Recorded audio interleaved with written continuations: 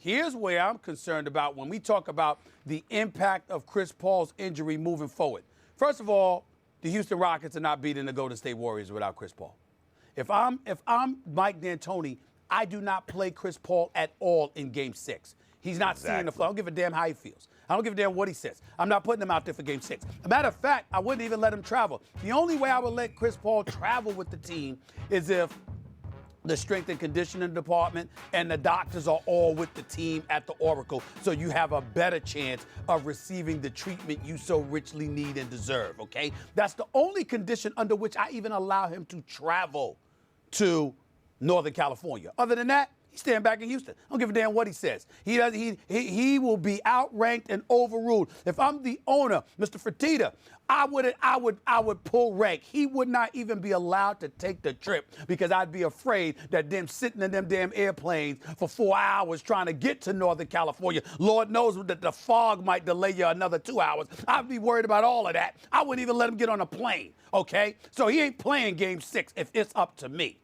But the other part about this is this, moving forward. I'm worried about his dollars. Let's keep in mind that Chris Paul walked away from over $200 million when he decided to leave Doc Rivers and the Los Angeles Clippers to come to Houston. Let's keep in mind that there have been a litany of injuries in his postseason career. And he's 32 years of age.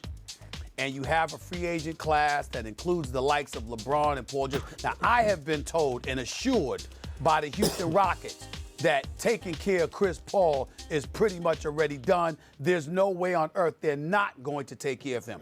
But this is one of the great point guards in NBA history, one of the great leaders in NBA history, who's the president of the Players Association, an incredible role model, a wonderful family. And I'm not just talking about his wife and kids. I'm talking about them beautiful parents of his brother, who's a great guy, and the whole bit. He's an incredible role model and an incredible asset to the NBA brand. Are we going to need a Chris Paul Chiron now? Are we going to need a Chris Paul lower third now? We want him to get his money. And if you are the Houston Rockets and your health is questionable in the postseason all the time, it's business. And I got to wonder about that, too. So that's what I'm concerned about, because I want him to get his money. I'll say this, Stephen A. 1988, the Dodgers are in the World Series, and the guy who really changed, or at least very much helped the culture of that team, who wound up winning the MVP award he probably didn't deserve during the regular season, but limped up to the plate, and off the best closer in the game at the time, Dennis Eckersley, hit a home run to win Game 1.